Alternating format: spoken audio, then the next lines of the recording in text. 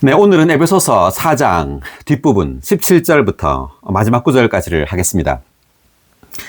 자, 에베소서에서 바울은 교회를 우리에게 계시해주고 있는데, 교회가 그리스도의 몸이라고 바울은 에베소서 1장 23절에서 말해주고 있습니다.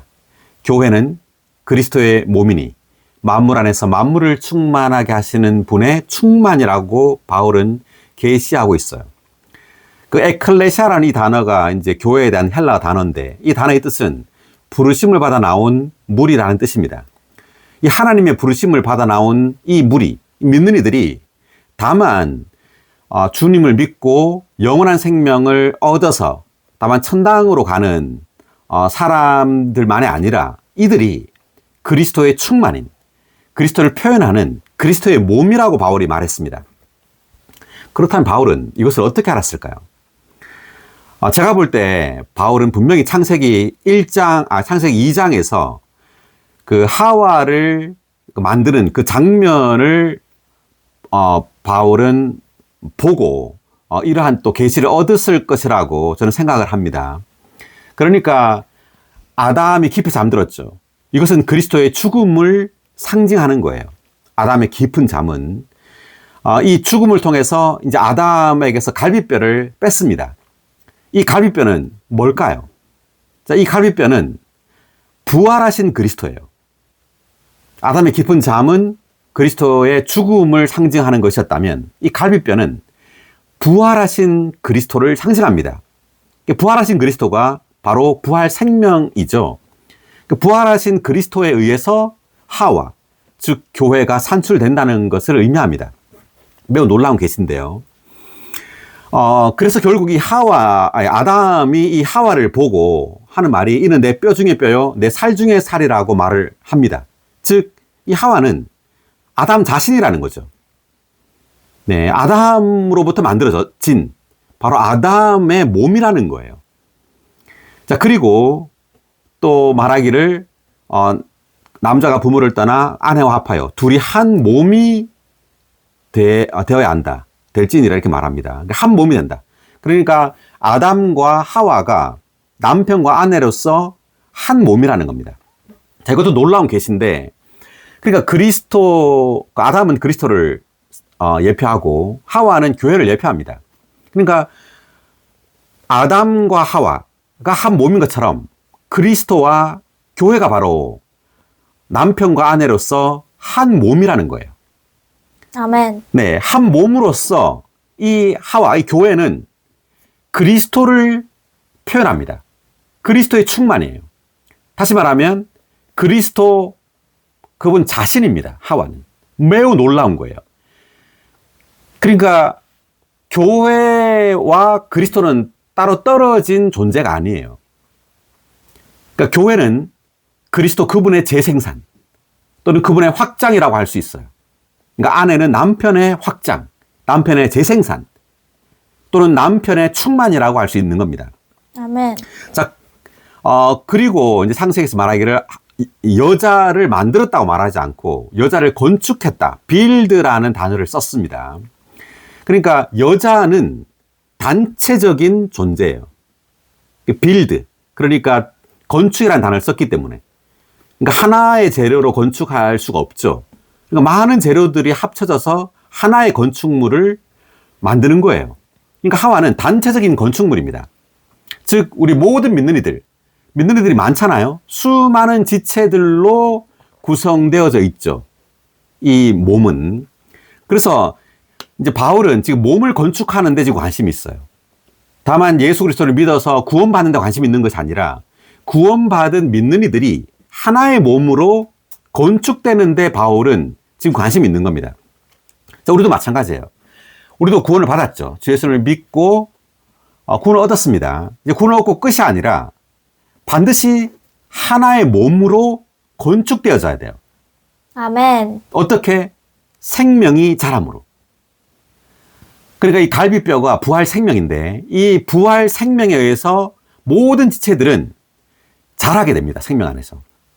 이 자란 지체들이 바로 몸이 되는 거예요. 자, 구약에 이제 출애굽기 그때 제가 한번 예를 들었었는데 이스라엘 백성들이 출애굽을 했죠. 그래서 이집트에서 탈출을 했습니다. 유월절을 지나서.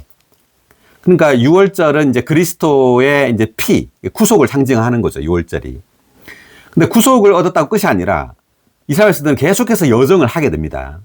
그러니까 이것이 이제 그리스도인의 여정인데 무엇을 향하여 여정을 가느냐 하면 가나안 땅을 향해서 가게 돼요. 그런데 왜 가나안 땅을 향해서 가게 되느냐 하면 이 가나안 땅은 모든 것을 포함하신 그리스도예요. 그리스도를 상징합니다. 그 말은 이스라엘 백성들이 유월절을 통과해서 그러니까 이집트는 세상을 상징하는데 이제 세상으로부터 나왔어요.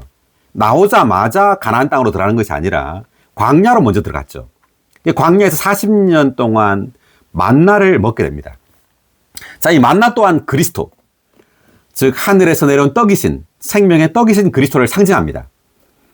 그리고 우리가 주 예수를 믿고 난 다음부터 우리 매일매일 생명의 떡이신 그리스도를 매일매일 먹어요. 성경을 읽고 찬송하고 기도하고 또 지체들과 같이 교통을 하고 또 집회하고 이렇게 함으로 매일매일 생명이신 그리스도를 우리는 먹고 마시게 됩니다. 그러므로 자라게 되죠. 점점점. 그러면서 점점 그리스도에 대한 누림이 점점 커질 거예요. 성경에 대한 어떤 이해도도 깊어지고 또 풍성해지고 그럼에 따라서 이제 만나에서 점점점 가나안 땅이라는 더 풍성한 측량할 수 없는 풍성을 가진 그리스도를 보게 되고 체험하게 되는 겁니다. 그럴 때 이제 가나안 땅으로 이제 들어가게 되는데 이제 가나안 땅에서 그리스도를 우리는 누리게 되죠. 더 풍성한, 더 깊고 심오한 그리스도를 매일매일 더 누리게 됩니다. 그럴 때 이 가나안 땅에 성전이 건축돼요. 솔로몬에 의해서. 그러니까 이 그러니까 성전이 바로 그 목표예요. 그리스도인의 목표. 다만 유월절 어린 양의 피로 구속받은 것이 목표가 아니라 이제 구속받은 믿는 이들은 계속해서 그리스도인의 여정을 가면서 만나를 먹고 점점 풍성하신 그리스도를 누림으로 가나안 땅이라는 측량할 수 없는 풍성하신 그리스도를 더 많이 누림으로 이제 하나의 건축물, 하나의 성전으로 건축되는 겁니다. 아멘. 자, 그럴 때 하나님은 우리 안에서 안식하게 되고 이것이 바로 하나님의 집이에요. 그 하나님은 이 땅에 집을 갖기 원하시는 거죠. 그분이 안식할 집. 이 안식할 집이 물질적인 건축물이 아니라 그래서 다만 예표요, 그림자였어요. 실질적으로 하나님의 집은 바로 신약의 교회입니다. 아멘. 믿는 이들이 바로 하나님께서 안식할 그분의 거처, 그분의 집이 되는 거죠. 이 집이 또한 그리스도의 몸이에요. 그래서 이 몸이 자람으로 우리는 그분의 거처가 되고 또 그분을 표현하게 되고 그분의 충만이 되는 겁니다. 그리고 우리가 저번 시간에 4장 16절에서 16절을 한번 제가 다시 보면은요. 그분으로부터 온 몸은, 이때 그분은 머리이신 그리스도입니다. 그 15절에 나온 머리이신 그리스도로부터 온 몸은 그 풍성한 공급을 해주는 각 마디를 통하여 그리고 각 지체가 분량에 따라 기능을 발휘하는 것을 통하여 함께 결합되고 함께 짜인다라고 말합니다. 그러니까 이 몸이 지체가 기능을 발휘함으로 함께 짜이고 함께 결합이 된다고 말하고 있어요, 바울은. 자, 그러면 사실상 이 몸은 각 지체로 구성되어 있죠. 그러니까 지체가 기능을 발휘함으로 지체가 바로 그 몸으로 건축된다는 것을 의미하는 거예요. 그러니까 지체가 바로 몸을 구성하고 있고 이 지체가 자라는 것이 곧 몸이 건축되는 겁니다. 계속 보면 몸이 자람으로써 사랑 안에서 스스로 건축되는 것입니다 라고 되어 있죠. 몸이 자란단 말은 지체들이 기능을 발휘함으로써 지체가 자라는 거예요. 지체가 자라는 것이 곧 몸이 자라는 겁니다. 그래서 스스로 건축된다는 말이 그 말이에요. 지체가 자라는 것이 곧 몸이 자라는 것이라는 말입니다. 이것이 곧 건축이라는 뜻이에요.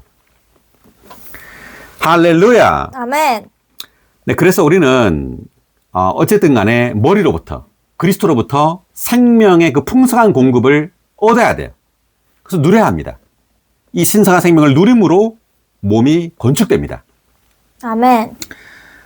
자, 그러면 이제 4장 17절부터 읽어가면서 한번 이야기해 보겠습니다. 그러므로 내가 이것을 말하며 주님 안에서 증언합니다. 이제부터 여러분은 이방인들이 헛된 생각을 따라 행하는 것처럼 행하지 마십시오.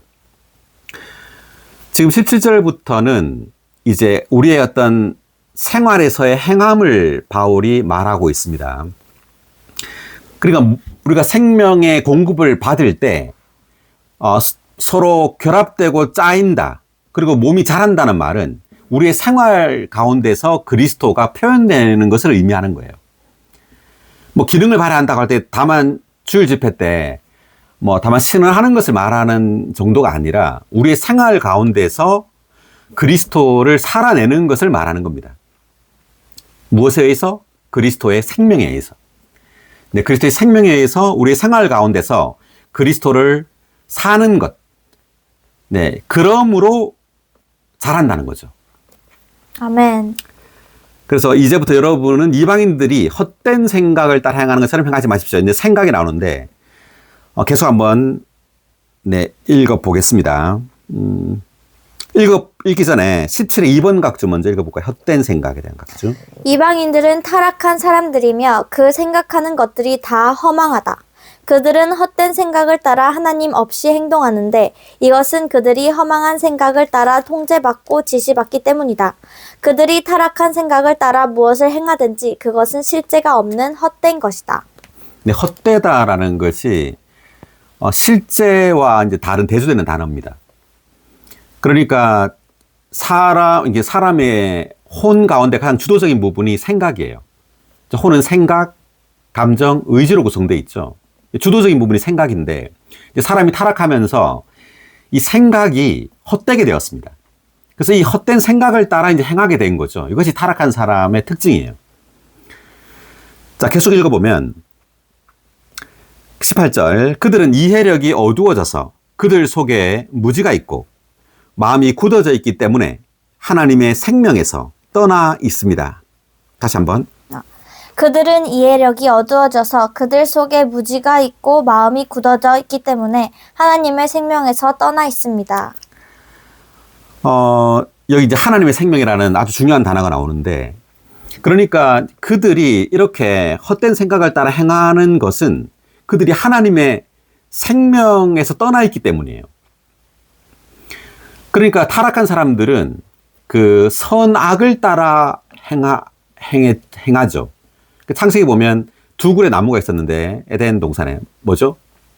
생명나무와 선과 악의 지식나무. 네, 뭘 상징하는 나무죠? 하나님과 사탄. 이게 뭐가 하나님이고 뭐가 사탄? 생명나무가 하나님.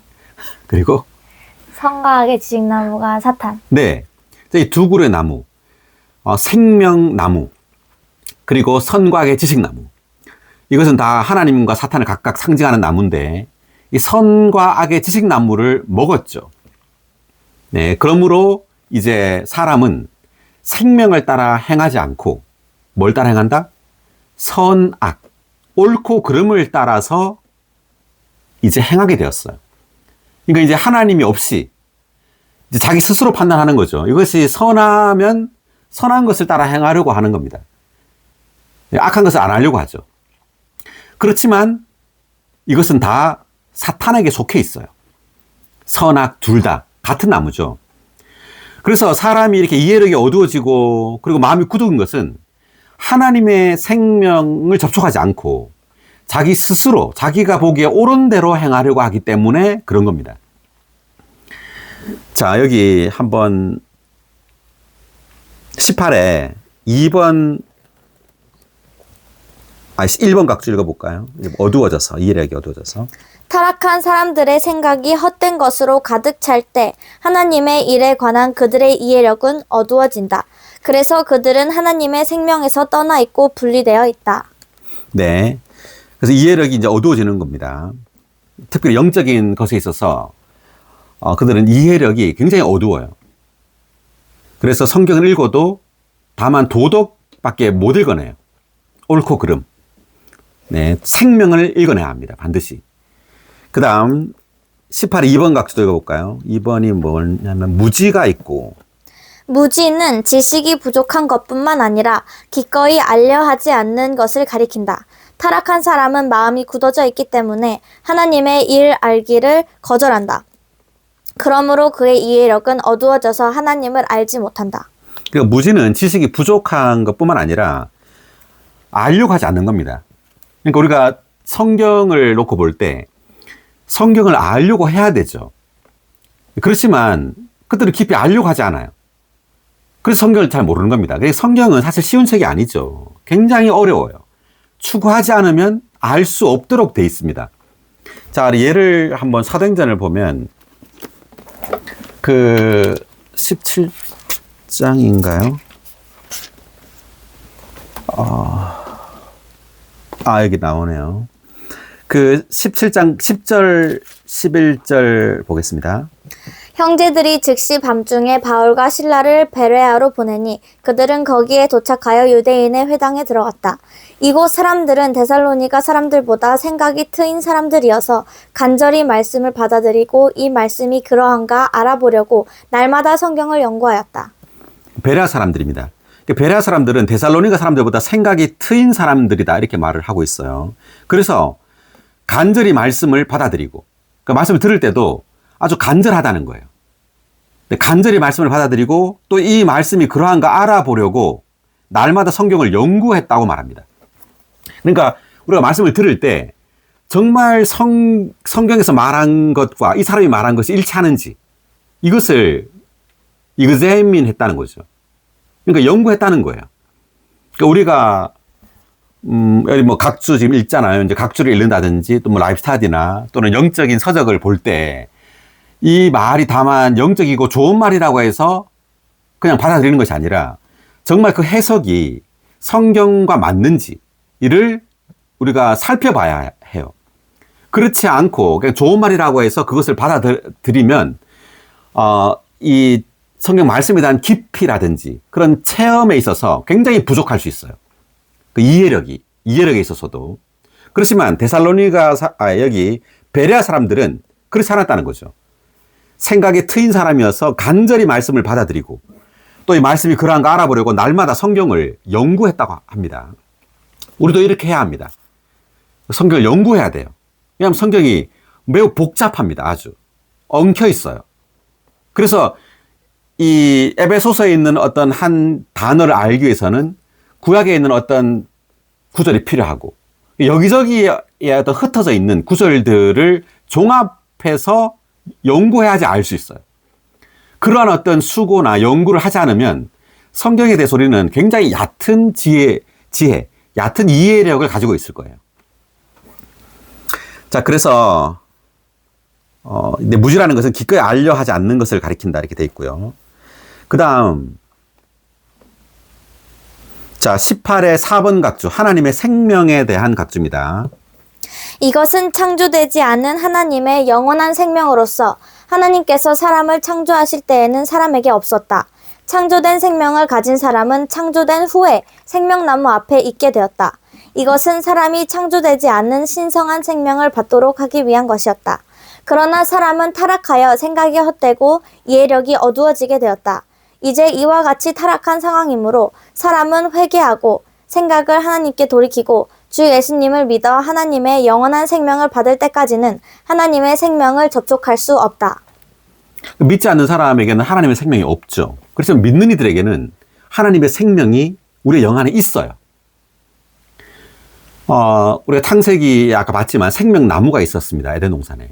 이제 그 생명나무를 먹지 않고 아담과 하와는 선악 지식나무를 먹음으로 타락하게 된 거죠. 그러므로 모든 인류는 이렇게 지금 에베소 4장에 나온 것처럼 이해력이 어두워지고 무지가 있고 생각이 굳어져 있어요. 네. 그래서 그렇게 헛된 생각을 따라 행하는 거예요. 그렇지만 우리 믿는 이들은 어떻게 됐냐면 우리 안에 들어온 이 하나님의 생명을 따라 행해야 합니다. 아멘. 네. 이 하나님의 생명, 이 생명 안에 하나님의 그 모든 풍성이 있어요. 그 모든 지혜가 있고, 네. 그 모든 지식이 있고. 그래서 우리는 이 하나님의 생명을 우리 계속해서 누려야 합니다. 아멘. 자, 그리고 여기 한번 그 골로새서 3장 4절 한번 찾아보겠습니다. 3장 4절. 그리스도는 우리의 생명이십니다. 그분께서 나타나실 그때에 여러분도 그분과 함께 영광 가운데 나타날 것입니다. 할렐루야. 아멘. 네, 그리스도는 우리의 생명이십니다. 라고 나오죠. 아, 이거 정말 놀라운데요. 이제 그리스도 그분 자신이 생명이죠. 요한복음 14장 6절에 보면 나는 길이요 진리요 생명이라고 말합니다. 이제 그리스도 그분이 생명이신데 이 생명이 이제 우리의 생명이 되었어요. 아멘. 할렐루야. 할렐루야. 네, 그리스도의 생명. 이 생명이 이제 우리 안으로 들어왔습니다. 우리가 주 예수님을 믿을 때 이제 그리스도는 우리 안으로 생명 주시는 영으로 들어왔죠. 그래서 그리스도는 이제 우리의 생명이 되신 겁니다. 아멘. 할렐루야. 이제 이 생명을 누려야 돼요. 이 생명이 우리의 모든 것입니다. 마치 이제 구약에 그 아브라함이나 모세에게 그 가나안 땅으로 가라고 했죠. 이 가나안 땅이 바로 그리스도입니다. 이 가나안 땅이 바로 생명이신 그리스도예요. 그러니까 하나님께서 우리에게 이제 주신 것은 생명이신 그리스도입니다. 그러니까 외적으로 우리가 어떤 그 기적이나 어떤 능력을 행하려고 하지 말고요. 이 내적인 생명을 누려야 돼요. 근데 그리스도가 우리 안에 생명이라는 것은 이분이 바로 우리 안에 있는 이 생명이신 그리스도가 가나안 땅이에요. 우리 안에 이 생명이 바로 만납니다. 이 생명이 생수예요. 이것을 접촉할 때마다 우리는 생수를 누리는 겁니다. 그리고 만나를 먹는 거예요. 그리고 가나안 땅에 있는 그 모든 풍성을 누리는 겁니다. 네, 하나님은 이렇게 우리에게 생명이신 그리스도를 주셨어요. 우리가 주 예수님을 믿음으로 이제 생명이신 그리스도가 믿는 이들 안에 들어온 거예요. 할렐루야. 할렐루야. 네. 다만 우리는 어떤 방언, 또 기적들, 또 병을 치료하는 것 이런 것에 의해서 빗나가지 말고요. 우리 안에 있는 이 신성한 생명, 그리스도의 생명, 이 하나님의 생명을 다만 접촉하고 자, 이 생명을 누려야 합니다. 아멘. 네. 할렐루야. 아멘. 네. 자, 그 다음에 우리가 19절을 보겠습니다. 그들은 감각이 없는 사람이 되어 자신을 방탕에 내맡겼습니다. 그래서 온갖 더러운 것을 탐욕스럽게 행합니다. 이제 타락한 사람들의 상태를 말해주고 있는 거죠. 그러나 여러분은 그리스도를 그렇게 배우지 않았습니다. 여러분이 참으로 그리스도에게서 들었고 예수님 안에 있는 실제대로 그리스도 안에서 가르침을 받았다면 자, 그러나 여러분은, 이때 여러분은 에베소에 있는 성도들을 가리키는 겁니다. 자, 세상 사람들과는 달리 여러분은 그리스도를 그렇게 배우지 않았다는 거죠. 그럼 어떻게 배웠느냐? 여러분이 참으로 그리스도에게서 들었고 예수님 안에 있는 실제대로 그리스도 안에서 가르침을 받았다면. 자, 여기서 이제 예수님 안에 있는 실제라는 단어가 되게 중요한데, 그러니까 영어로는 reality, 실제가 reality입니다. reality is in Jesus예요. 실제가 예수님 안에 있다는 거죠. 그러니까 예수님께서 이 땅에 사셨을 때, 2000년 전에 이 땅에 사셨을 때, 그분은 그분 안에 있는 이 실제를 따라서 살았어요. 그럼 실제가 뭐냐? 하나님입니다. 예수님 안에 누가 있었죠? 하나님이 있었어요. 바로 하나님이 실제입니다. 그래서 바로 이제 18절에서 하나님의 생명에서 떠나겠다는 말을 썼죠.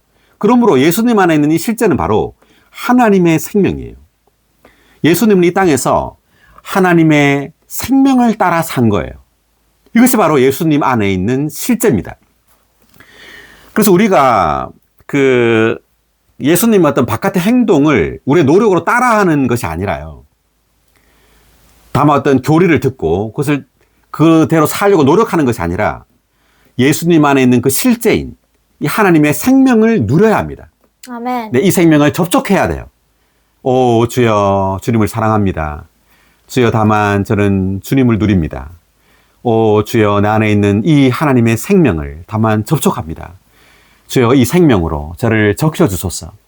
오, 주 예수님. 네, 이렇게 기도할 때, 이 생명이 나의 온 존재를 적셔서 나도 모르게 이 생명을 따라 이제 살게 되는 겁니다. 아멘. 자, 여기 각주를 한번 읽어보면 19의 1번 각주 먼저 읽어볼게요. 19의 1번 감각이 없는 사람이다 할 때 이 감각에 대한 각주인데 여기에서 감각은 주로 사람의 양심의 의식을 가리킨다. 그러므로 감각이 없는 것은 자신의 양심을 주의하지 않는다는 것을 의미한다. 사람이 타락한 후 하나님은 사람이 자신의 양심의 다스림 아래 있도록 정하셨다. 그러나 타락한 사람은 자신의 양심을 주의하는 대신에 자신을 방탕과 욕심에 내맡겼다. 그 감각이 없다라는 것은 양심의 감각을 주로 가리켜요. 그러니까 우리의 영은 세 가지로 구성되어 있는데 뭔지 아세요? 양심, 직감, 교통이에요. 그러니까 이 영의 주도적인 부분이 이제 양심이라고 할 수 있는데 양심은 이제 옳고 그름을 이제 판별하죠. 분별합니다. 그래서 이 양심을 저버렸다. 그러니까 양심을 주의하지 않는다. 감각이 없다는 것은 사람은 내 속에 있는 양심을 주의하지 않게 돼 버렸어요. 이제 바깥의 어떤 것을 따라 이제 행하려고 하지만 사실 하나님이 원하는 것은 우리 속에 있는 그 양심을 따라서 뭔가 행하기를 원하는 겁니다. 그런데 이 양심은 사람이 타락함으로 이제 양심이 어떻게 됐죠? 하락하게 됐죠. 그래서 타락하게 되므로 이제 양심의 다스림을 받지 않고 사람은 그 대신에 어디 있죠? 이제 타락한 사람은 자신의 양심을 주의하는 대신 자신을 방탕과 욕심에 내맡겼다라고 돼 있어요.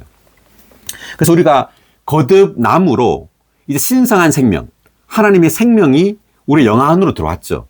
그러므로 우리의 양심은 살아나게 되고 우리의 양심은 새로워지게 된 거예요. 더 민감하게 된 겁니다. 그래서 거듭난 사람, 주님을 믿은 사람은 이제 내적인 이 양심을 더 주의해야 돼요. 이 양심을 따라 이제 사는 거죠. 자, 그리고 하나 더 보면 20의 1번 각주, 그리스도를 그렇게 배우지 않았다. 그리스도는 우리의 생명이실 뿐 아니라 본이시다. 그분은 사복음서에 게시된 것과 같이 이 땅에서 사실 때 하나의 본을 세우셨다.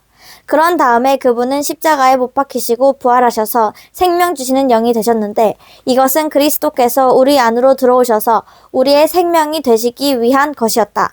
우리는 타고난 생명을 통하여 그분께 배우는 것이 아니라 부활 안에서 우리의 생명이 되신 그리스도를 통하여 그분의 본을 따라 그분께 배우는 것이다. 예. 그러니까 주님이 이 땅에 계셨을 때 그분이 하나의 본이십니다. 이 땅에서 그분이 사셨던 그 삶을 우리도 살아야 된다는 거죠. 본이란 말은. 그런데 이것은 우리의 생명으로 사는 게 아니에요. 사람의 생명으로 사는 것이 아니라 사람의 노력이나 사람의 능력으로 주 예수님이 이 땅에 사셨던 삶을 우리가 살 수 있는 것이 아니라 거듭날 때 받은 이 신성한 생명, 우리의 영 안에 들어온 그 하나님의 생명에 의해서 주님이 이 땅에서 사신 삶을 살 수 있는 거예요. 아멘. 네, 그래서 여기서 보니까 그리스도께서 우리 안으로 들어오셔서 우리의 생명이 되시기 위한 것이었다. 그러니까 우리는 타고난 생명을 통하여 그분께 배우는 것이 아니라라고 말하죠. 타고난 생명을 통하여 그분께 배우는 것이 아니라 부활 안에서 우리의 생명이 되신 그리스도를 통하여 그분의 본을 따라 그분께 배우는 것이다 라고 되어 있습니다. 자, 그 다음 계속 읽어보면 그리스도를 배운다는 것은 다만 그리스도라는 틀 안으로 넣어져 형태가 만들어지는 것이다. 즉 그리스도의 형상과 같은 형상이 되는 것이다. 근데 그리스도를 배운다라는 것은 외적으로 뭘 우리가 모방하고 따라하는 것이 아니라 그리스도라는 틀 안으로 넣어진다. 어떻게? 우리의 영을 사용함으로. 다만 우리 안에 있는 이 그리스도의 생명을 접촉하고 누림으로 우리는 그리스도라는 그 인격, 살아있는 인격의 틀 안으로 넣어진다는 거죠. 그래서 그 형태가 만들어지는 것이다. 그래서 그리스도의 형상과 같은 형상이 된다. 이렇게 말했습니다. 아멘. 자, 그 다음 20일에 1번 각주 예수님 안에 있는 실제. 예수님 안에 있는 실제는 사복음서에 기록되어 있는 예수님의 일생의 실제 상태를 가리킨다. 뭐라고요? 사복음서에 기록되어 있는 예수님의 일생의 그 실제 상태를 가리킨다라고 되어 있죠. 그 다음 이방인들, 곧 타락한 사람들의 경건하지 않은 생활에는 공허함이 있다. 그러나 예수님의 경건한 생활에는 진리, 곧 실제가 있다. 예수님의 생활은 하나님 안에서 하나님과 함께 하나님을 위하여 모든 것을 행하는 삶이었다. 하나님은 예수님의 생활 안에 계셨고 예수님은 하나님과 하나이셨다. 그러니까 타락한 사람들의 경건하지 않은 생활에는 공허함이 있는 반면 예수님의 경건한 생활에는 실제가 있다는 거죠. 네. 그다음 이것이 예수님 안에 있는 실제의 의미이다. 믿는 이들인 우리는 우리의 생명이 되신 그리스도로 거듭나서 그리스도 안에서 가르침을 받은 사람들이므로 예수님 안에 있는 실제를 따라 예수님께 배운다. 할렐루야. 아멘. 네, 예수님 안에 있는 실제를 따라 예수님께 배운다. 외적인 어떤 가르침이나 교리를 따라 배우는 것이 아니라 그 실제를 따라 배운단 말은 그 실제를 접촉하고 누림으로 예수님의 이 땅에서의 그 삶을 우리가 살아낼 수 있다. 이런 말이에요. 자, 우리 성경 구절을 몇 구절 더 보겠습니다.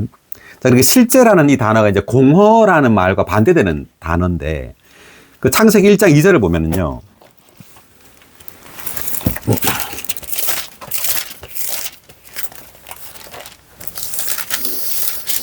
그러나 땅이 황폐하고 공허하게 되었으며 어둠이 깊음의 표면 위에 있었고 하나님의 영은 수면을 품고 계셨다. 그 창세기 1장 1절에서 하나님께서 이제 하늘과 땅을 창조하셨죠. 근데 2절에서 갑자기 그러나 나옵니다. 그러나 땅이 황폐하고 공허하게 되었다라고 나오죠. 되었다. became. 그러니까 하나님은 그렇게 창조하지 않았지만 땅은 그렇게 된 거예요. 그러니까 하나님께서 땅을 공허하고 황폐하게 만든 것이 아니에요. 어떤 사건이 발생함으로 땅은 황폐하고 공허하게 되어버린 거예요. 그리고 어둠이 깊음의 표면 위에 있었고. 그러니까 이때 땅은, 그러니까 이것은 다만 외적인, 물질적인 땅을, 이제 가리키지만 사실 이것은 그 영적으로 해석을 해야 되는데 이것은 우리의 상태를 가리키는 겁니다. 그러니까 사람이 타락한 상태, 어떤 일이 발생함으로 사람이 이제 땅인데 사람이 황폐하고 공허하고 그리고 어둠이 깊음의 표면에 있다. 그러니까 어둡고 이때 깊음은 이제 그 죽음을 가리키는 거예요. 죽음의 물. 그러니까 어둠과 죽음이 가득하게 되었다는 거죠. 사람이 타락함으로 이제 공허하고 그리고 황폐하고 어둡고 그리고 죽음이 가득한 상태가 된 거예요. 그럴 때 하나님의 영이 왔다는 거죠. 영이 수면을 품고 계셨다. 이때 수면은 죽음의 물입니다. 그러니까 우리가 주님을 믿기 전에 하나님의 영이 마치 닭이 알을 품듯이 이렇게 품었다라는 이 단어를 쓰고 있어요. 지금 창세기 1장 2절에서는. 그러니까 수면을 품다라는 이 단어가 이제 히브리어 단어로 품다인데 닭이 알을 품을 때 쓰는 이 단어를 썼어요. 그러니까 생명을 산출하기 위한 하나님의 영의 품음이에요. 그러니까 하나님의 영이 이제 타락한 사람에게 오셔서 우리에게 생명을 주기 위해서 하나님의 영이 죽음의 그 표면, 죽음이 가득한 사람 위에 이렇게 품고 있었다는 거죠. 그럴 때 3절에 보니까 하나님께서 말씀하셨다. 누군가가 우리에게 어떤 복음, 하나님 말씀을 전해주겠죠. 그럴 때 이 말씀을 들을 때 어때요? 빛이 생기라. 그러자 빛이 생겼다. 말씀을 들을 때 여기에 우리에게 빛이 오는 겁니다. 아, 이 우주 가운데 하나님이 계시구나. 그리고 주 예수님께서 나의 죄를 위하여 죽으셨구나. 부활하여 나에게 생명을 주시는구나. 이러한 어떤 복음을 듣고 우리는 빛을 보는 거예요. 그러므로 우리는 거듭나게 되겠죠. 이제 그런 말을 창세기 이제 1장에서 이런 창조의 그 이야기를 통해서 이 생명을 우리에게 계시해 주고 있습니다. 우리가 나중에 이제 창세기 할 때 자세하게 또 이야기해 보겠습니다. 자, 그래서 창세기 1장 2절에서 사람은 이제 공허하게 되었다는 것을 말했고요. 이제 창세기 4장을 볼까요? 4장 26절 한 구절 더 보면 자, 에노스가 나오는데 셋에게서도 아들이 태어났는데 셋은 그의 이름을 에노스라고 하였다. 그때부터 사람들이 여호와의 이름을 부르기 시작하였다. 아멘. 에노스라고 하였다. 그때부터 사람들이 여호와의 이름을 부르기 시작하였다. 아멘. 할렐루야. 자, 에노스라는 이 이름의 의미가 뭐죠? 이 각주를 보니까 뭐라고 나오죠? 26번 각주 보니까. 연약하고 죽을 수밖에 없는 사람. 네, 에노스라는 이 이름의 의미가 연약하고 죽을 수밖에 없는 사람이라는 뜻이에요. 그러니까 이름을 에노스라고 했다는 말은 이 셋이 깨달았다는 거죠. 사람은 연약하고 죽을 수밖에 없다는 걸 깨달았다는 거예요. 그럴 때 어떤 걸 한다는 거죠? 여호와의 이름을 불렀다는 거예요. 그러니까 우리의 존재가 연약하고 그리고 죽을 수밖에 없는 아주 나약한 그러한 존재라는 것을 깨달으면 깨달을수록 우리는 누구에게로 가죠? 하나님. 네, 하나님에게로 가는 겁니다. 오 여호와, 오 하나님, 오 예수, 주여 당신의 이름을 부릅니다. 주여 저는 에노스입니다. 저는 연약하고 죽을 수밖에 없는 존재입니다. 그러나 주여 당신의 이름을 부릅니다. 오 주여 당신은 영원히 존재하시는 여호와이십니다. 오 주여 저를 구원하소서. 이렇게 우리는 주님의 이름을 부름으로 주님을 접촉하는 거죠. 그럴 때 우리는 공허하지 않고 만족하게 되고, 네, 그렇습니다. 아멘. 아멘. 자, 우리가 예를 이렇게 봤고요. 예수님 하는 실제에 대해서 봤고요. 그 다음 22절을 읽겠습니다. 돌아와서. 여러분은 지난날의 생활 방식을 따르는 옛사람, 곧 그 속이는 것의 욕정에 따라 썩어 없어져가는 옛사람을 벗어버린 것이며. 자, 22절을 한번 더 읽어볼까요? 여러분은 지난날의 생활 방식을 따르는 옛사람, 곧 그 속이는 것의 욕정에 따라 썩어 없어져 가는 옛사람을 벗어버린 것이며. 아멘. 지금 바울은 옛사람이라는 단어를 썼어요. 그러니까 헛된 생각을 따라 행하는 이 사람이 이제 옛사람이라는 거죠. 사람이 타락함으로 이제 옛사람이 되었는데, 자, 이 옛사람은 지난날의 생활 방식을 따라 사는 사람입니다.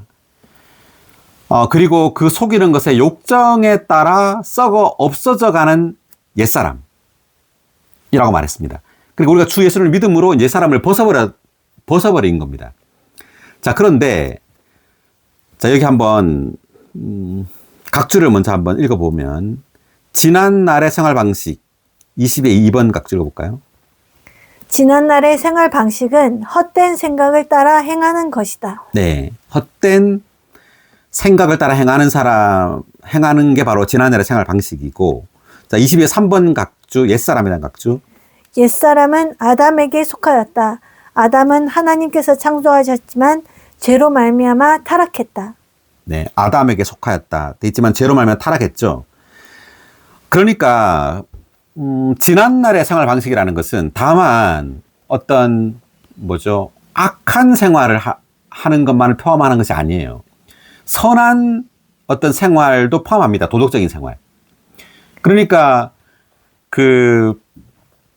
하나님의 생명을 따라 행하지 않는 그 모든 생활이 지난날의 생활 방식이에요. 옛사람의 생활인 겁니다. 예를 한번 들어보면, 그러니까 골로새서 3장 10절, 11절을 볼까요?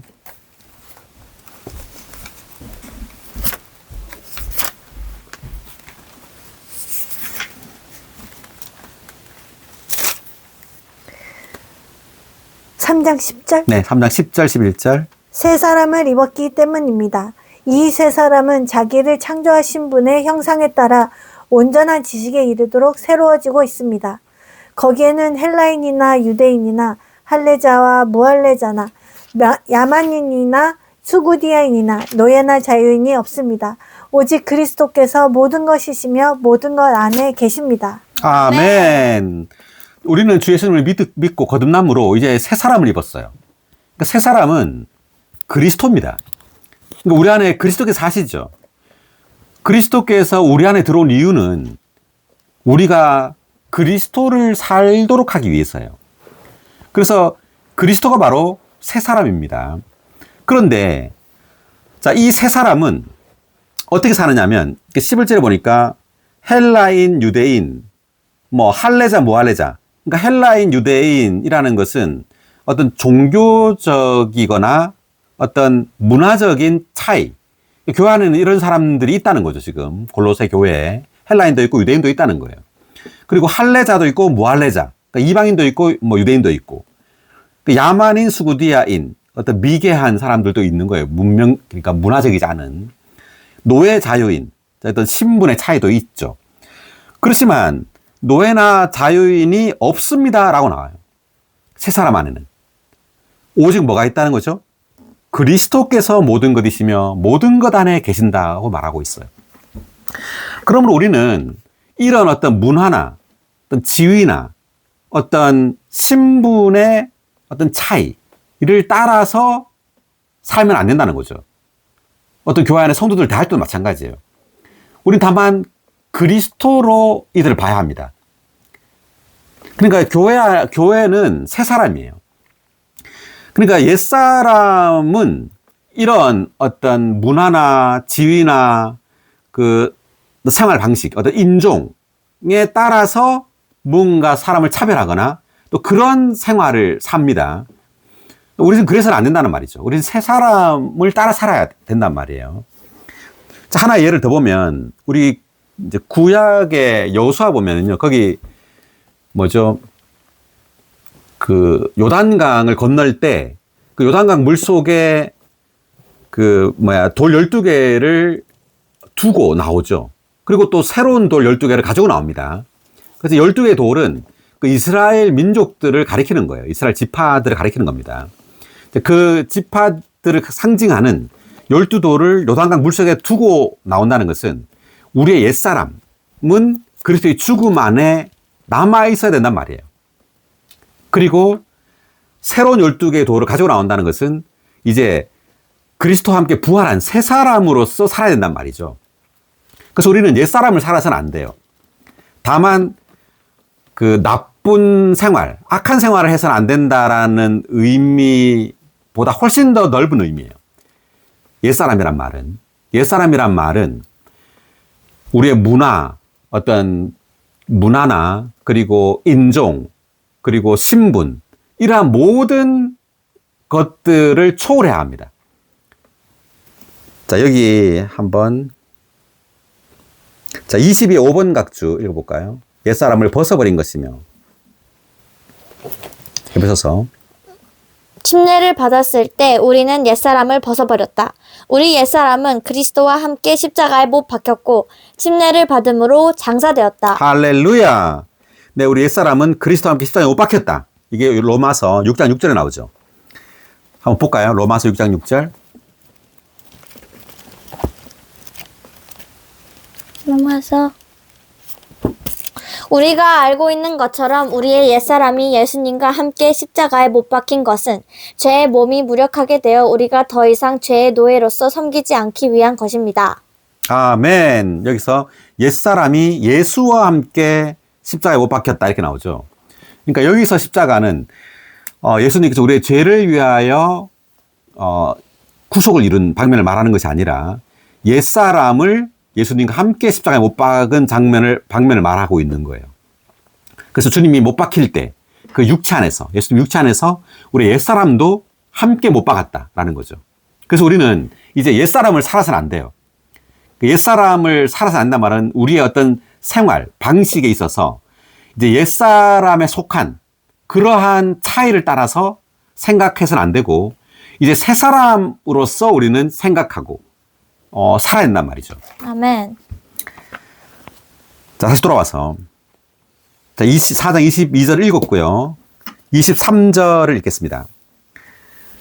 자, 또한 생각의 영 안에서 새롭게 되어 새 사람, 곧 하나님을 따라 그 실제 의와 거룩함으로 창조된 새 사람을 입은 것입니다. 아멘. 네, 다시 한번 읽어볼까요? 23, 24. 또한 생각의 영 안에서 새롭게 되어 새 사람, 곧 하나님을 따라 그 실제의 의와 거룩함으로 창조된 새 사람을 입은 것입니다. 아멘. 생각의 영. 그러니까 우리의 혼에 속한 그 생각인데, 이 생각이 영에 의해서 적셔지고 변화되고 새롭게 된다는 것을 말하는 거예요. 우리 영 안에 생명 주시는 영이 들어왔죠. 하나님의 생명이 우리의 영 안에 있어요. 이 생명을 접촉하고 누릴 때 이 생명은 우리의 생각, 우리의 감정, 우리의 의지를 변화시켜요. 적셔요. 그래서 새롭게 하는 겁니다. 여기 23의 1번 각주, 생각의 영 할 때 이 영에 대한 각주 읽어볼까요? 이것은 믿는 이들의 거듭난 영이며 이 거듭난 영은 내주하시는 하나님의 영과 연합되어 있다. 이렇게 연합된 영은 우리의 생각 안으로 확산되어 우리의 생각의 영이 된다. 네, 연합된 영이죠. 그래서 하나님의 영과 연합된 사람의 영입니다. 이 연합된 영이 우리의 생각 안으로 확산된다는 말이죠. 언제? 우리가 기도할 때, 찬송할 때, 이렇게 영을 사용할 때, 이 연합된 영이 우리의 생각 안으로 흘러 들어오겠죠. 그럴 때 우리의 생각은 생각의 영이 된다는 말이죠. 그 다음. 우리는 이러한 영 안에서 새롭게 되어 변화된다. 아멘. 그래서 우리는 일생 동안 이렇게 이 생각이 변화되는 과정에 있어요. 사람의 주도적인 부분이 생각이고, 그리고 이 생각을 우리가 어떻게 하느냐에 따라서 우리 생활이 나오겠죠. 그러므로 생각이 새롭게 되는 것이 곧 우리가 새 사람을 입는 거예요. 새 사람을 사는 겁니다. 자, 그 다음에 생각의 영 안에 새롭게 되어라고 했는데 그 몇 구절 한번 보겠습니다. 로마서 12장 2절. 여러분은 이 시대를 본받지 마십시오. 오직 여러분은 생각이 새로워짐으로 변화되어 하나님의 선한 뜻, 하나님께서 기뻐하시는 뜻, 하나님의 온전한 뜻이 무엇인지 분별하도록 하십시오. 아멘. 이 시대를 본받지 마십시오. 이 시대, 이 세상을 본받지 말란 말이죠. 그럼 어떻게 본받지 않을 수 있느냐 하면 여러분은 생각이 새로워짐으로 변화되어 라고 말합니다. 그러니까 생각이 새로워짐으로 변화되지 않으면 우리는 이 시대를 좋아하고 따라하게 돼 있어요. 이 시대의 어떤 유행을 따라하게 돼 있죠. 그렇지만 우리의 생각이 이 연합된 영에 의해서, 생명 주시는 영에 의해서 새로워질 때, 새로워짐으로 변화될 때 우리는 이 시대를 본받지 않고 하나님의 선한 뜻, 하나님의 기뻐하시는 뜻, 하나님의 온전하신 뜻을 따라 살고자 해요. 자, 여기 그 로마서 방금 읽었는데 2의 4번 각주가 그 생각이 새로워짐으로 변화되어라고 나오죠. 이게 변화에 대한 각주를 한번 읽어볼까요? 변화란 하나님께서 그분의 신성한 생명과 본성을 우리 존재의 각 부분에, 특별히 우리 혼 전체에 확산하시기 위해 일하시는 내적이고 신진대사적인 과정이다. 예, 변화라는 단어가 굉장히 중요한데 그 바울이 이렇게 변화되어라는 이 단어를 썼을 때 이것은 외적인 교정이 아닙니다. 뭔가 외적으로 교정하거나 개선하는 게 아니에요. 내적인 신진대사적인 생명의 변화예요. 여기 지금 나오죠. 내적이고 신진대사적인 과정이다. 이러한 과정에 의해서 우리의 생각이 변화되는 겁니다. 그 다음. 이 변화는 하나님께서 새로운 요소인 그리스도와 그분의 풍성을 우리 존재 안에 가져오시며 그리하여 우리의 낡고 타고난 요소는 점점 배출되도록 하시는 것이다. 어떻게 그러면 이런 신진대사적인 과정, 이런 변화가 일어나느냐면 우리 어떤 노력이나 깨달음으로 되는 것이 아니고요. 어떤 요소가 들어와야 돼요. 하나님의 그 신성한 요소. 어디 있죠? 예, 하나님께서 새로운 요소인 그리스도와 그분의 풍성을 우리 존재 안에 가져와야 합니다. 반드시 하나님의 요소, 그리고 하나님의 그리스도의 풍성이 우리 존재 안으로 흘러 들어와야 돼요. 이 요소에 의해서 변화되는 것이지 우리의 어떤 노력이나 개선이나 또는 어떤 지식에 의해서 변화되는 것이 아니다라는 걸 알아야 됩니다. 아멘. 그러므로 우리는 말씀을 자꾸 먹어야 돼요. 예, 말씀을 예를 들어서 여기 생각이 새로워짐으로 변화돼요. 아멘. 오, 생각이 새로워짐으로 변화돼요. 주여 제 생각을 새롭게 하시고 주여 제 생각을 변화시켜 주소서. 자, 이렇게 우리 깊은 존재 안으로 들어가서 이런 말씀을 기도로 먹는 거죠. 그럴 때 하나님의 요소가 우리의 생각 안으로 흘러 들어오는 겁니다. 아멘. 네, 계속 읽어보면 결과적으로 우리는 그리스도의 형상으로 변화될 것이다. 즉 그분의 많은 형제들로서 하나님의 맏아들의 형상과 같은 형상을 이룰 것이다. 아멘. 그리하여 우리는 그분의 몸을 건축하는 데 합당하게 된다. 예, 그러니까 그리스도의 몸으로 건축된다는 것은 이러한 생명에 의한 새롭게 된과 변화에 의해서 몸은 건축돼요. 아멘. 할렐루야.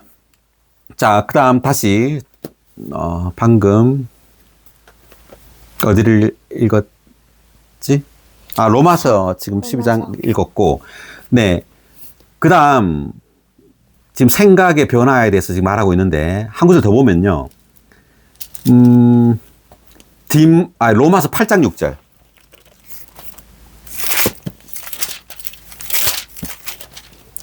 육체에 둔 생각은 죽음이지만 영에 둔 생각은 생명과 평안입니다. 아멘. 영에 둔 생각은 생명과 평안입니다. 아멘. 네, 우리의 생각을 육체에 둘 수도 있다. 그리고 우리의 생각을 영에 둘 수도 있다는 거예요. 그러니까 사람은 세 부분으로 돼 있죠. 그러니까 몸과 혼과 영인데 이제 혼이 사람이에요. 혼의 주도적인 부분이 생각이고, 그래서 우리 사람의 생각을 육체에 둘 수도 있고요.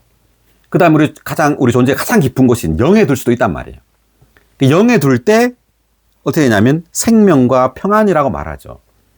그러니까 생각이 생명으로 적셔진단 말이에요. 그리고 생각이 평안을 얻는단 말이죠. 어떨 때? 이 생각을 영에 둘 때. 자, 여기에 한번 6의 2번 각주 읽어보겠습니다. 우리의 생각을 영에 둔 결과는 생명과 평안이다. 생각을 영에 둘 때 우리의 외적인 행동은 속사람과 일치되고 우리와 하나님 사이에는 일치되지 않는 것이 조금도 없게 된다. 하나님과 우리 사이에는 평안이 있고 적대감이 없게 된다. 그 결과 우리는 속에서 평안함을 느낀다. 네, 그러니까 생각을 영에 둘 때 우리는 평안함을 느낀다는 거죠. 계속 읽어보면 그러나 생각을 육체나 육체의 일에 둘 때 그 결과는 죽음이다. 이러한 죽음으로 말미암아 우리는 하나님에 대한 누림에서 떨어져 있는 것을 느낀다. 즉 평안하고 살아있는 느낌 대신에 불안하고 죽어있는 느낌을 갖게 된다. 우리가 육체를 생각하고 생각을 육체의 일에 둘 때 우리는 이러한 죽음의 느낌을 통해 육체에서 구출되고 영 안에서 살도록 경고를 받아야 한다. 생각을 육체에 둔단 말은 다만 악한 생각을 한다는 의미가 아니에요. 물론 그것도 포함하겠죠. 그렇지만 다만 이 생각을 선한 생각을 한다고 해서 이것이 영에 둔 것이 아니라 우리가 생각을 선하게 하든 악하게 하든 다 육체에 둔 생각일 수 있어요. 우리의 생각을 다만 영에 둬야 합니다. 우리 존재의 가장 깊은 곳 안으로 들어와야 돼요. 그래서 우리가 어떤 일이 발생할 때, 외적으로 어떤 일이 발생할 때 우리는 즉각 걱정을 하게 되죠. 걱정을 하게 되고 그것을 내 힘으로 어떻게 해결하려고 하고 또 해결 안 될 때는 좌절하게 되죠. 슬픔을 겪게 되고. 자, 그런데 우리가 어떤 일이 있을 때 우리는 생각을 어디에 둬야 되죠? 영에 둬야 됩니다. 우리 존재의 가장 깊은 곳 안으로 들어와야 돼요. 뭐 기도할 수도 있겠죠. 오, 주여. 주여 다만 주의 이름을 부릅니다. 오, 주 예수. 다만 이렇게 주님의 이름을 불러도 돼요. 다만 영 안에 있는 주님을 접촉하는 거예요. 이것이 생각을 영에 두는 겁니다. 아멘.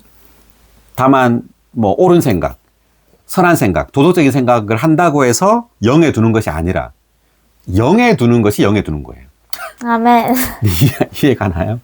네, 생각을 영에 두는 것이 영에 두는 것이지 생각을 선한 생각을 한다고 해서 영에 두는 것이 아니에요.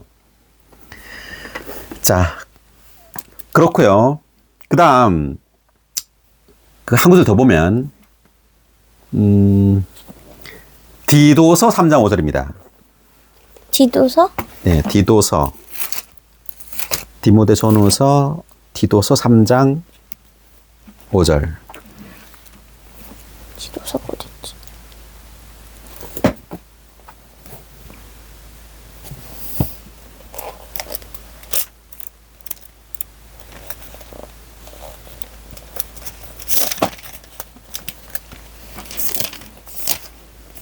디도서 3장 3장 5절. 우리를 구원하셨습니다. 그것은 우리가 행한 의로운 행위로 말미암은 것이 아니라 그분의 긍휼에 따라 새로 남의 씻음과 성령의 새롭게 함으로 말미암은 것이었습니다.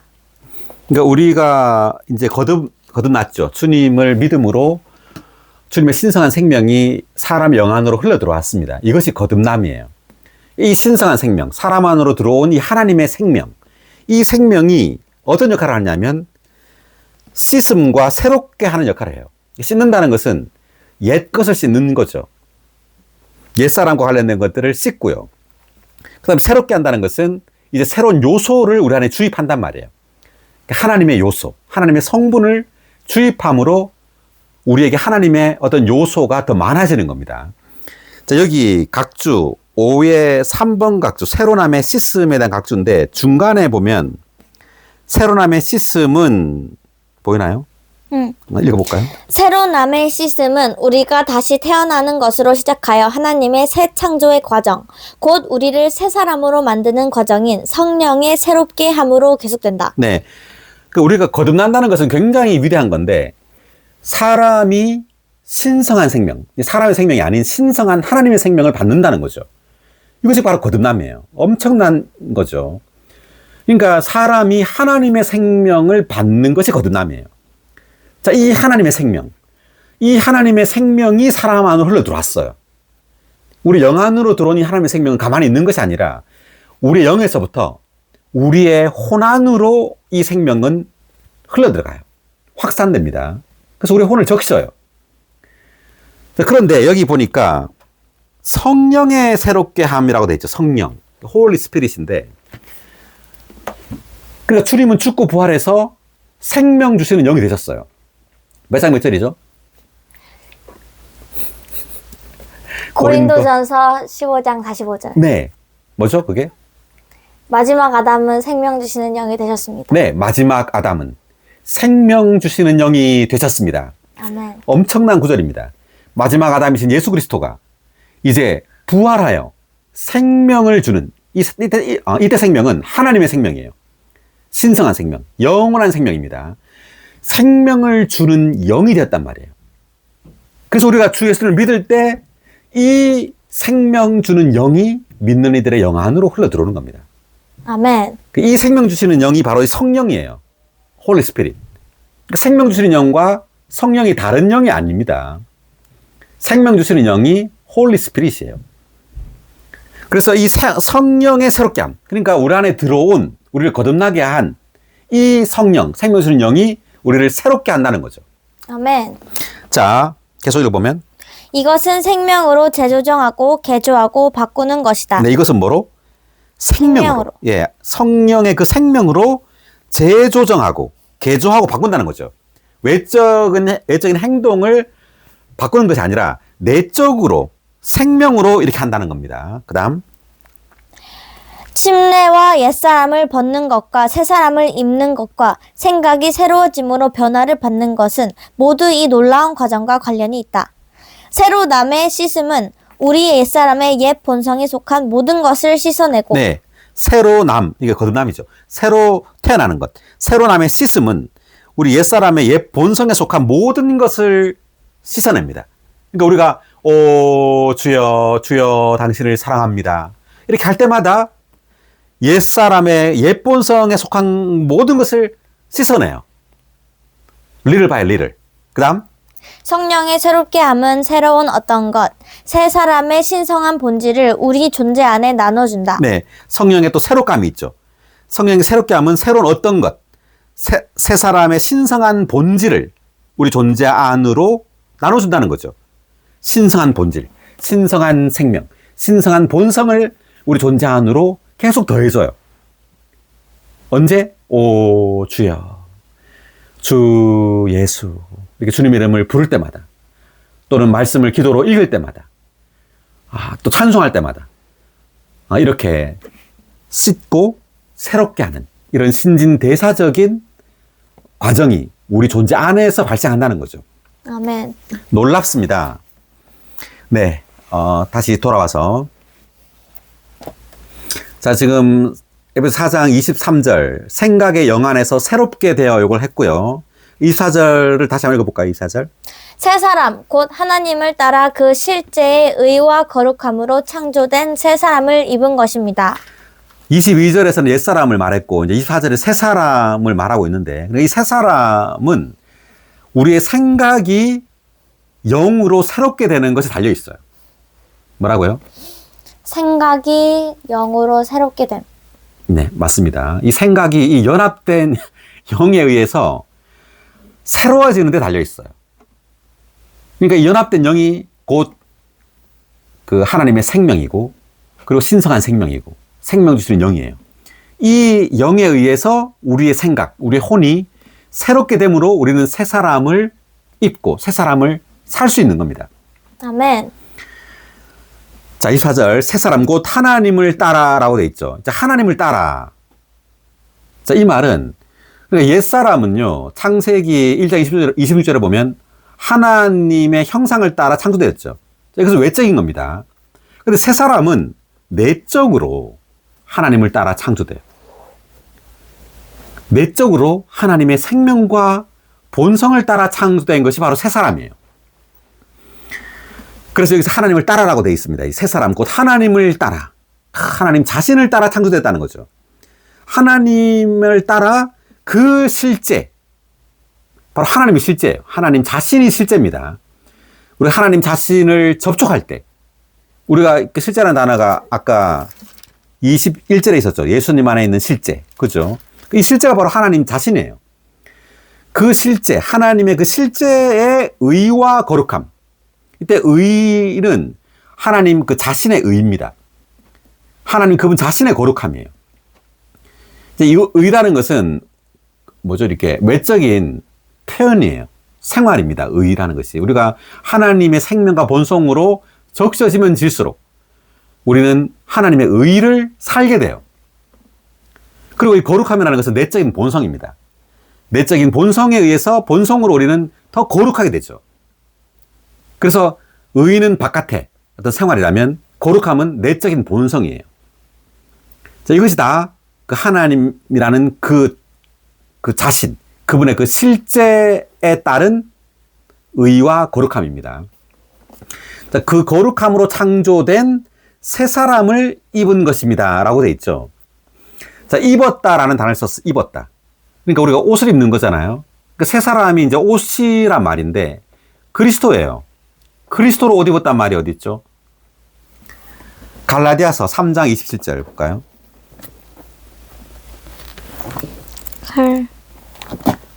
3장 27절.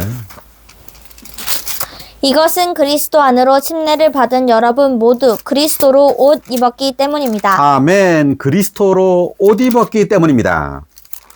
그리스도가 옷이란 말이죠. 그리스도로 옷 입었다. 자, 옷 입었다라는 말은 우리의 어떤 표현, 우리의 생활을 가리키는 거예요. 그리스도가 새 사람이란 말이고. 자, 그리고 옷이 또 어디 나오느냐 하면은, 우리가 어디죠? 그 창세기 보면, 창세기 하와에게 옷을 입혀주죠. 3장 20, 21절 볼까요? 그 사람은 자기 아내의 이름을 하와라고 하였다. 왜냐하면 그 여자가 살아있는 모든 것의 어머니였기 때문이다. 여호와 하나님께서 아담과 그의 아내를 위하여 가죽 옷을 만드시어 그들에게 입혀주셨다. 네. 그 하와라는 이 이름의 뜻이 뭐죠? 그 1번 각조 보니까 살아있음. 네, 살아있음. living입니다. living one. 그러니까 살아있다.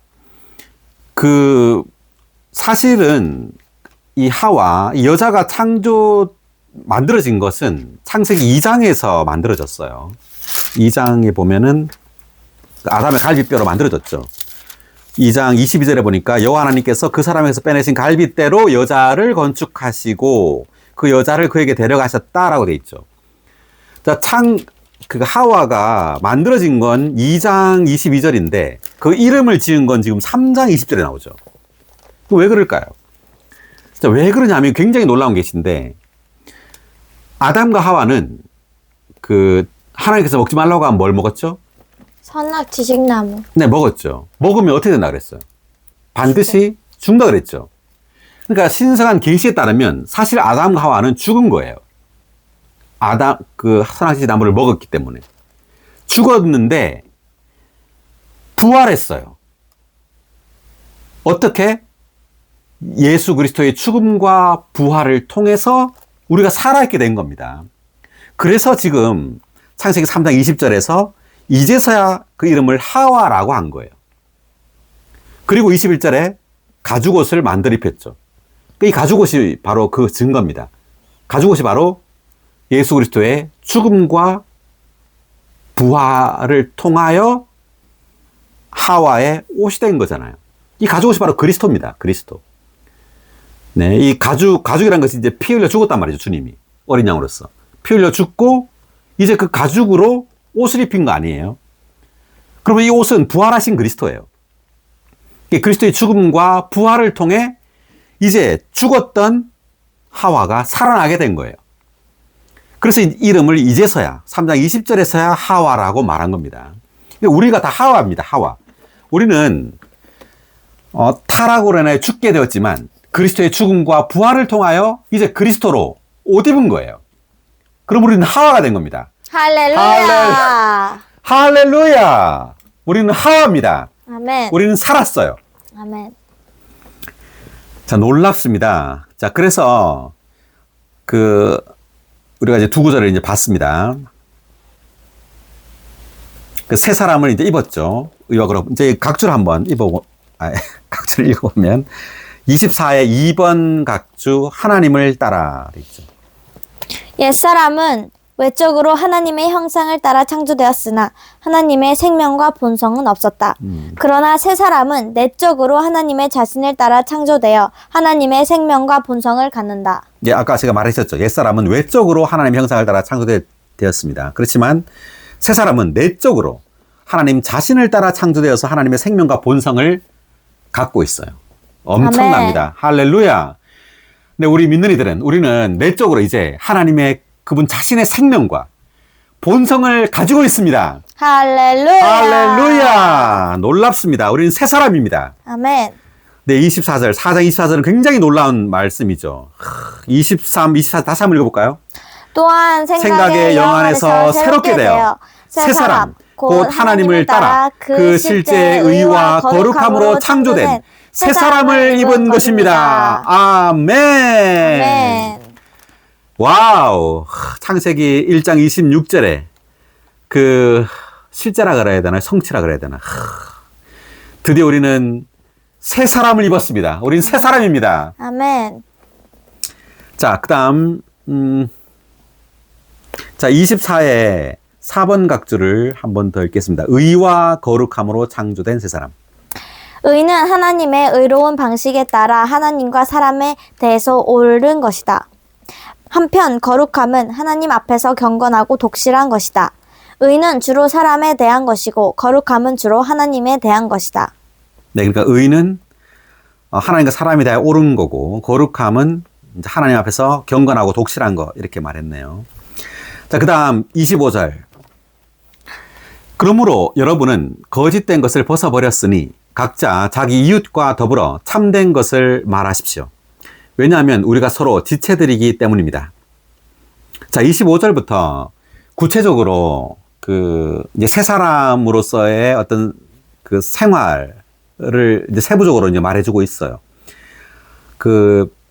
출애굽기 20장에 나오는 10계명과 지금 비슷한 말을 하고 있습니다. 25절 보면 이웃과 더불어 참된 것을 말하라 이렇게 나오죠. 그 10계명의 9번째가 이웃에게 거짓 증거하지 마라 이런 구절이 9번째 계명이 그거예요. 이웃에게 거짓 증거하지 마라. 거짓말 하지 말라는 말이죠. 그 26절 화가 나더라도 죄를 짓지 말며 해가 지도록 분을 품지 말며. 자, 이것은 10계명의 6번째 살인하지 말라. 그러니까 마태복음 보면은 화만 내도 살인한다 이런 말이 있습니다. 그리고 27절 마귀에게 틈을 주지 마십시오. 도둑질하는 사람은 더 이상 도둑질하지 말고 오히려 궁핍한 사람에게 나누어 줄 것이 있도록 자기 손으로 힘써 정당한 일을 해야 합니다. 도둑질하지 말라가 10계명 중에 몇 번째인 줄 아세요?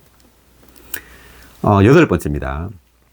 그 출애굽기 20장에 보면은 그 부모를 공경하라가 5번째, 6번째가 살인하지 말라, 7번째가 간음하지 말라, 8번째가 도둑질하지 말라가 나옵니다.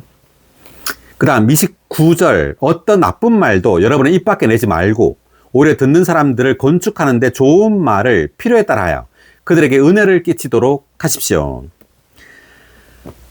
그리고 하나님의 성령을 슬프시게 하지 마십시오. 여러분은 그분 안에서 구속의 날이 이르도록 도장 찍혔습니다. 아멘. 아멘. 자, 그러니까 이제 제가 왜 십계명을 언급했냐면은 사실상 이제 그 모세가 시나이 산에서 받은 게 2개예요. 하나는 십계명이고 하나는 성막의 시향입니다. 그 성막의 시향을 보고 성막을 지었죠, 모세가. 그러니까 십계명과 성막이 관련돼 있어요. 그러니까 십계명은 그리스도를 예표하는 거예요. 그러니까 하나님의 말씀이잖아요, 십계명이. 그러니까 하나님의 말씀이신 그리스도. 또는 이게 하나님의 증거입니다. 그러니까 십계명을 뭐죠? 증거판이라고 하죠. 십계명을 증거판. 그러니까 하나님을 증거한단 말이에요, 십계명이. 하나님을 증거하는 게 누구예요? 예수 그리스도죠. 그러니까 십계명은 바로 하나님의 증거이신 또는 하나님의 말씀이신 그리스도를 상징하는 거예요. 그럼 성막은 뭘 상징할까요? 이 성막도 증거막이라고 하죠. 증거막. 그러니까 하나님을 더 확장되게 표현하는 거예요, 이 증거막은. 이것은 바로 교회를 상징하는 겁니다. 교회가 바로 하나님의 증거예요. 그러니까 십계명, 그러니까 하나님의 말씀이신 그리스도가 십계명인데 이걸 지키라고 했다는 것은 이 십계명으로 조성되어야 된다는 것을 의미하는 거예요. 하나님의 말씀으로 우리가 적셔지고 조성되어야 합니다. 그러니까 하나님의 말씀이신 그리스도로 우리는 매일매일 조성되고 적셔질 때 우리가 교회가 곧 성막, 예, 교회가 곧 하나님의 성막이 되는 거예요. 그분의 거처가 되는 거죠. 그러니까 우리가 하나님의 말씀으로 조성되고 그 말씀을 살아낼 때 우리가 곧 그리스도의 몸이요 하나님의 집이 된단 말이에요. 아멘. 네, 이제 그 말이고요. 자, 그래서 30절에 보니까 하나님의 성령을 슬프시게 하지 마십시오라고 했는데 한번 다시 읽어볼까요? 30절. 하나님의 성령을 슬프시게 하지 마십시오. 여러분은 그분 안에서 구속의 날에 이르도록 도장 찍혔습니다. 하나님의 성령을 슬프시게 하지 말란 말은 이제 위에 말한 뭐 이웃과 더불어 참된 걸 말하고 화를 내지 말고 도둑질하지 말고 뭐 나쁜 말 하지 말고 이런 것들을 할 때 하나님의 성령이 슬프단 말이에요. 네. 그러니까 이런 것들은 다 하나님의 어떤 그 거룩한 본성이죠. 본성을 따라서 이제 행하는 거예요. 근데 이러한 하나님의 거룩한 본성을 따라 행하지 않을 때 하나님의 성령이 슬프단 말이에요. 그러니까 우리 안에 하나님의 성령이 우리 안에 내주하고 있죠. 이 하나님의 성령을 따라서 우리가 생활하고 말하고 행동해야 되는데 하나님의 성령을 따라서 하지 않을 때 하나님의 성령은 슬프게 된다라는 뜻이에요. 자, 여기 한번 각주를 읽어보면 32번 각주 슬프시게 하지 마십시오. 성령을 슬프시게 하는 것은 성령을 근심하시게 하는 것이다. 성령은 우리 안에 영원히 거하시며 결코 우리를 떠나지 않으신다. 그러므로 우리가 성령을 따라 행하지 않을 때 곧 일상생활의 세부적인 일 가운데서 은혜와 실제의 원칙에 따라 살지 않을 때 그분은 슬퍼하신다. 네, 슬퍼하신다는 거죠. 자, 그래서 우리가 성령을 따라 반대로 하나님 성령을 따라 행할 때 이러한 것들을 우리의 생활 가운데 살 수 있단 말이에요. 좋은 말을 하고 도둑질하지 않고, 네, 그리고 화가 나더라도 죄를 짓지 않고, 그리고 이와 더불어 참된 말을 하게 된단 말이죠. 하나님의 성령을 따라 또는 하나님의 생명을 따라 우리가 살 때. 자, 그리고 보니까 여러분은 그분 안에서 구속의 날에 이르도록 도장 찍혔다라고 했는데 이 구속의 날이라는 것은 우리의 몸이 변형되는 것을 가리키는 겁니다. 자, 우리의 영은 거듭났죠. 자, 우리의 혼은 지금 변화되고 새롭게 되고 있죠. 마지막에는 우리의 몸까지 구속된다. 우리의 몸까지 변형되는 겁니다. 자, 여기 한번 말씀을 찾아보면 로마서 8장 23절.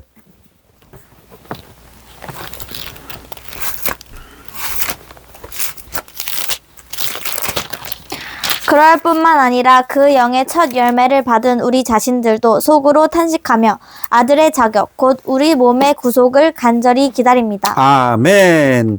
그 영의 첫 열매를 받은 우리 자신들도, 그때 그 영의 첫 열매, 그 영이 곧 첫 열매예요. 주님은 죽고 부활해서 이제 그 영, the spirit, 생명 주신 영이 되었죠. 그 영이 이제 우리 안으로 영안에 들어왔습니다. 자, 받은 우리 자녀 속으로 탄식하며 아들의 자격, 곧 우리 몸의 구속을 간절히 기다린다. 그 말은 우리 안에 들어온 이 그 영이 우리 존재를 적신단 말이죠. 적실 때 마침내 우리의 혼뿐만 아니라 우리의 몸까지도 그 영으로 적셔짐으로 몸이 변형되고 몸이 구속된단 말이에요. 아멘. 자, 한 구절 더 보겠습니다. 그 빌립보서 3장 21절.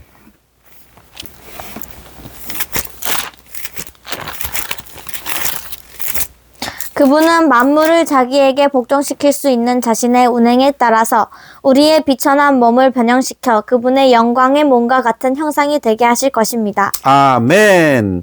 우리의 비천한 몸을 변형시켜. 와, 놀랍습니다. 우리의 비천한 몸이 변형된다네요. 마침내 주님 오실 때 우리의 이 비천한 몸, 낮은 몸, 이 약한 몸이 변형이 돼요. 어떻게? 그분의 영광의 몸으로. 영광의 몸과 같은 형상으로 변형됩니다. 아멘. 자, 여기 21의 2번 각주 읽어볼까요? 비천한 몸. 우리의 타고난 몸을 가리킨다. 이 몸은 가치 없는 흙으로 만들어졌고 죄와 약함과 질병과 죽음으로 손상되었다. 네.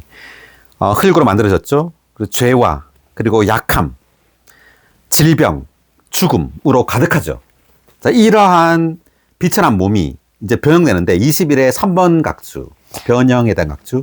우리의 몸이 변형되는 것은 하나님의 구원의 최종 완결이다. 최종 완결이죠. 그다음. 하나님은 그분의 구원 안에서 먼저 우리의 영을 거듭나게 하셨고 네, 먼저 어떻게 해요?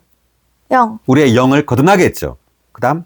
지금은 우리의 혼을 변화시키고 계시며 네, 우리의 혼을 변화시키고 있죠. 그래서 그 에베소서에서는 우리의 생각의 영 안에서 새롭게 된다 말했죠. 그다음. 결국에는 우리의 몸을 변형시키셔서 우리 존재의 세 부분을 다 그리스도와 똑같이 만드실 것이다. 할렐루야. 네, 우리의 몸을 변형시켜서 우리 존재의 세 부분, 영, 혼, 몸을 다 그리스도와 똑같이 만들 겁니다. 아멘. 이것이 하나님의 완전한 구원이에요. 우리를 그리스도와 똑같이 만드는 것. 우리의 영, 혼, 몸을 그리스도와 똑같이 그분의 생명으로 적셔서 똑같이 그분을 표현하는 그분의 영광이 될 겁니다. 아멘. 엄청납니다. 정말. 그래서 지금 에베소 4장 23절에서는 우리 생각이 새롭게 되는 걸 말했고, 지금 4장 30절에서는 우리의 몸이 구속되는 걸 말한 거예요. 자, 한 구절 더 보면 에베소서 1장 13, 14절.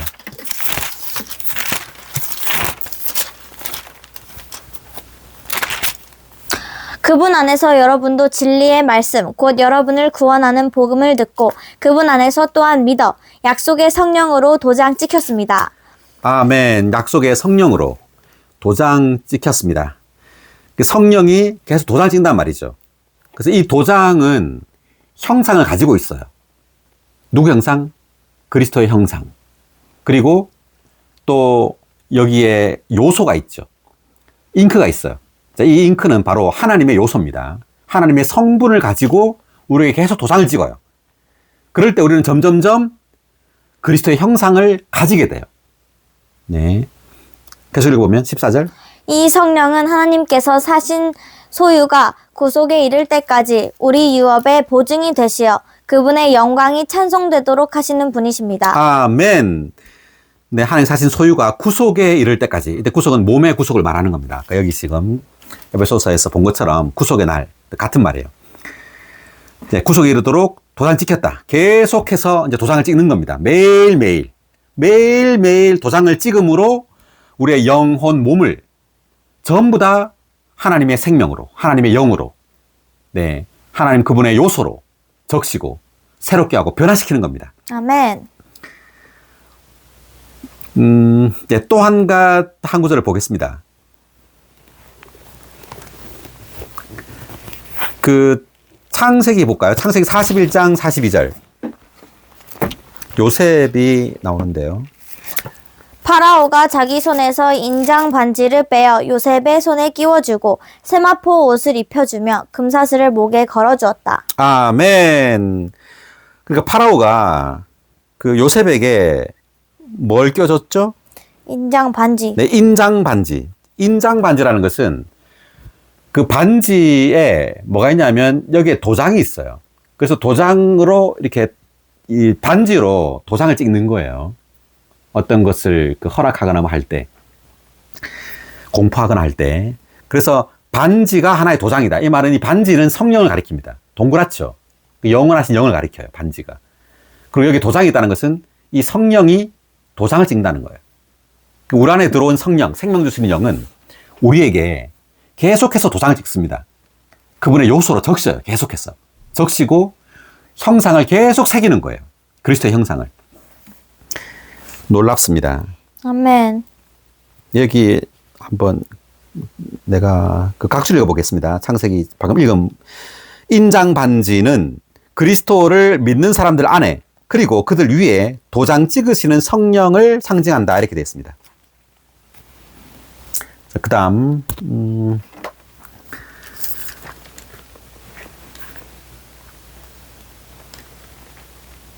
자, 여기까지 보고요. 그 다음에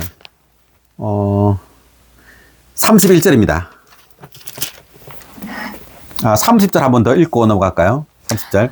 그리고 하나님의 성령을 슬프시게 하지 마십시오. 여러분은 그분 안에서 구속의 날에 이르도록 도장 찍혔습니다. 아멘. 구속의 날에 이르도록 아멘. 계속해서 도장을 찍고 계십니다. 아멘. 31절.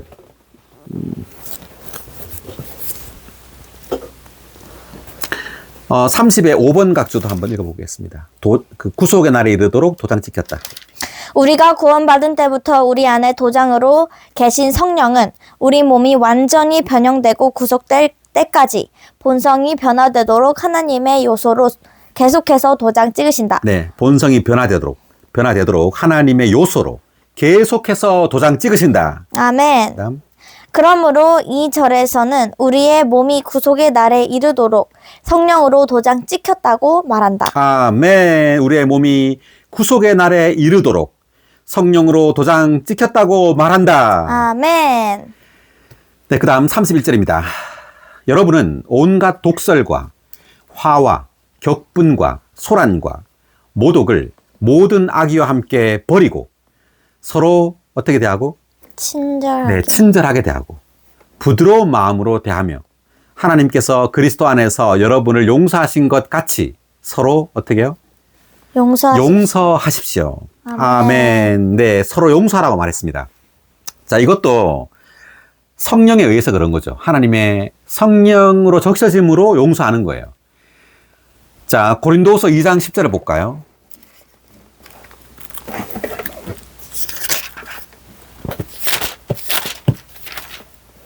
여러분이 어떤 일에서 누구를 용서한다면 나도 용서합니다.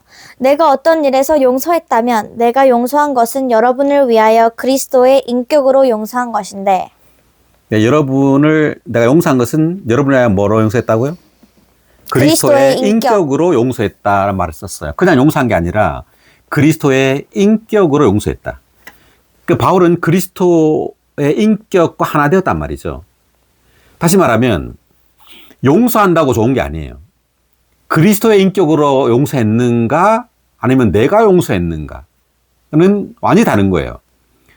그러니까 그리스도는 용서하지 않았는데 내가 용서를 하면 돼요, 안 돼요? 안 돼. 안 되는 거죠. 근데 그리스도는 미워하는데 내가 사랑하면 돼요, 안 돼요? 안 되죠. 그리스도가 미워하는 걸 나도 미워해야 합니다. 근데 그리스도가 심판하는 걸 나도 심판해야 되죠. 그리스도께서 용서하지 않은 걸 내가 용서해서는 안 돼요. 그리스도가 용서한 것을 내가 용서해야 되죠. 그것이 바로 이 말입니다. 그리스도의 인격으로 용서했다 이렇게 말하죠, 바울은. 그래서 우리는 반드시 그리스도 안에 있어야 돼요. 그리스도의 인격과 하나 돼야 됩니다. 우리가 어떤 옳은 일, 좋은 일을 했다고 해서 좋은 게 아니에요. 다 심판의 대상입니다. 나의 사랑, 나의 인내, 나의 겸손, 다 심판의 대상이에요. 그런 말이 있죠. 그 겸손과 교만을 말할 때 지나친 겸손은 교만의 표시다. 이 사람이 지나치게 겸손하잖아요. 그래서 교만하다는 걸 오히려 나타내는 겁니다. 그러니까 우리는 다만 그리스도의 인격 안에서 겸손해야 되고, 그리스도의 인격 안에서 사랑해야 되고, 그리스도의 인격 안에서 친절해야 돼요. 아멘. 내 안에서 그런 걸 하면 안 됩니다. 내 안에서 우리 자녀를 대할 때도 마찬가지입니다. 우리 자녀를 대하고 자녀를 키울 때도 그리스도의 인격으로 자녀를 보살펴야 돼요. 그리스도의 인격으로 자녀를 벌 줄 때 벌 줘야죠. 화를 낼 때 화를 내야 됩니다. 그렇지만 그리스도의 인격 안에 없을 때 우리는 다만 천연적인 우리의 생명으로 자녀를 사랑하고 자녀들을 대할 수 있죠. 그렇게 해서는 안 된단 말이죠. 그래서는 안 되고 우리는 다만 그리스도의 인격 안에서 용서하고 사랑하고 미워하고 그리고 심판해야 합니다. 아멘. 할렐루야. 네, 오늘 우리는 에베소서 4장 여기까지 마치고요. 이제 다음 시간에 에베소서 5장을 하겠습니다. 수고하셨습니다.